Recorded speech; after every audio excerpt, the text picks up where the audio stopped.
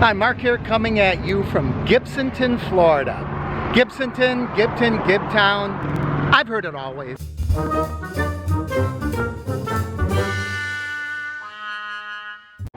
This town has an interesting history. And here I am in front of the Showtown Bar and Lounge. And as you can see, the colors are old, faded, a little rundown, much like Gibsonton itself, but its history is bright and vibrant. You see, the town of Gibsonton is well known for being the winter home of Circus Sideshow people. When you think of the sideshow, you think of people like the giant, the bearded lady, the lobster boy, the skeleton man, and all of them could be found here. As we look at this old rundown building, let's talk a little bit about its history.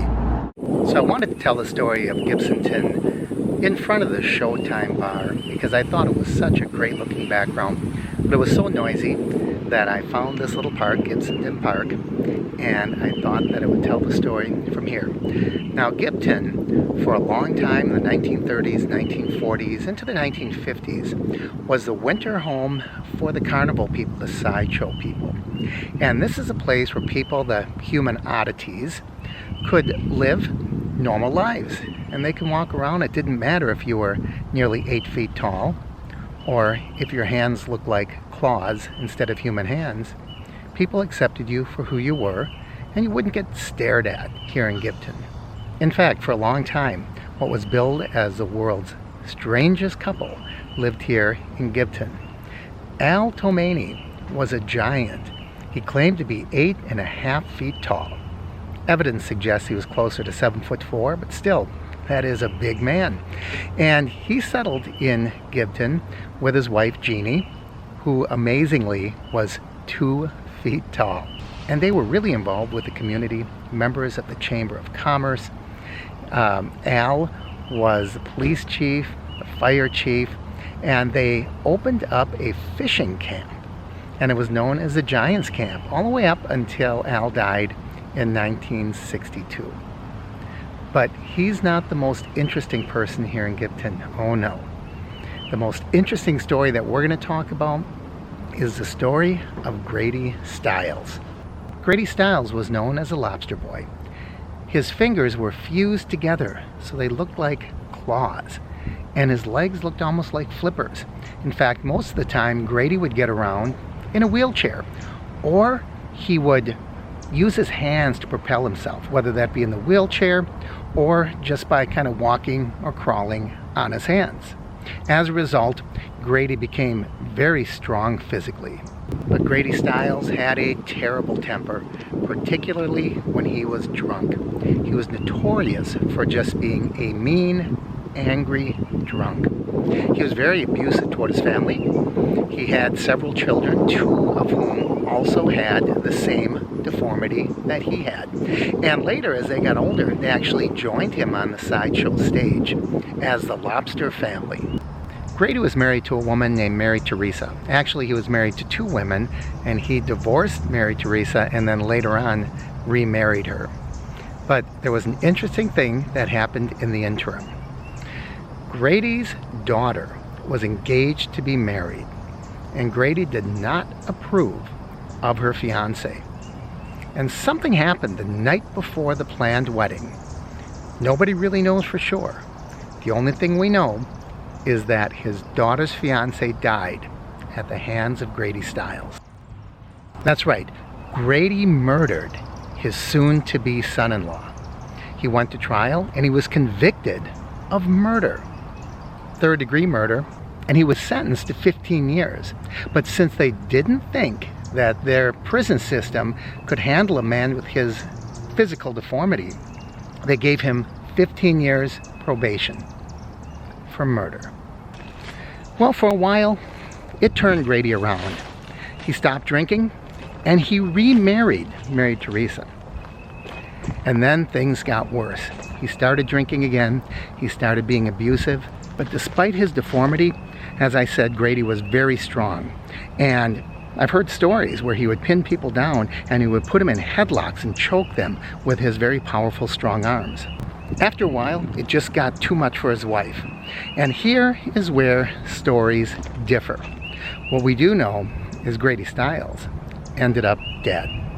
By some accounts, Grady's wife conspired with her son, who was not Grady's son. The son went ahead and hired a local carnival worker to deal with Grady. The way he dealt with him was several bullets to the head. In the end, several people went to prison. The man who did the actual shooting, Mary Teresa's son, and Mary Teresa herself. But as I said, there is another account of the story. According to Grady's son, Grady Stiles III, Grady was a drunken. According to his son, his mother and father got in an argument, as they often did. And his mother made the remark, "Something has to be done."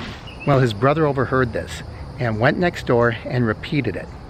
It was heard by the neighbors, and according to Grady Stiles III, the neighbor came over and killed Grady Stiles. Nobody really knows the real story, but we do know that Grady Stiles Jr., the Lobster Boy, was a murderer. And we know the Lobster Boy ended up being murdered himself. Poetic justice? Maybe, but it's all part of the rich and interesting history of Gibsonton, Florida. Now, one thing I want to do is just look around the town and show you some of the history, some of the remnants, some of the things that still remain from the sideshow days. Now, I have to be very careful. Most of these things are in people's backyards. I really don't want to infringe on people's privacy. But anything that's visible from the street, I'll try to get some pictures. Because there are a lot of interesting things. There are still lemonade stands, cotton candy stands, rides. There are trucks, trailer trucks that are just sitting, rusting, that at one time carried colorful, exciting, interesting, fun things for people to do in the summer at their carnivals, circuses, and sideshows. So I'm going to wrap things up by giving you a little tour of Gibsonton, Florida. As you drive through the streets of Gibsonton, you will occasionally see little remnants, like these tractor trailers. And this looks like a fun house that's being refurbished.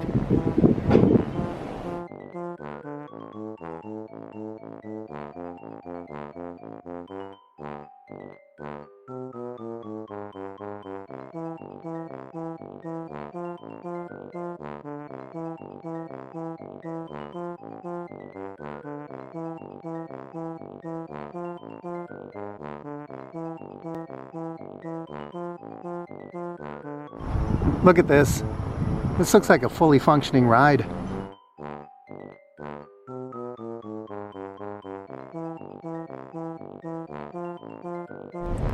And there we have a fresh squeezed lemonade stand.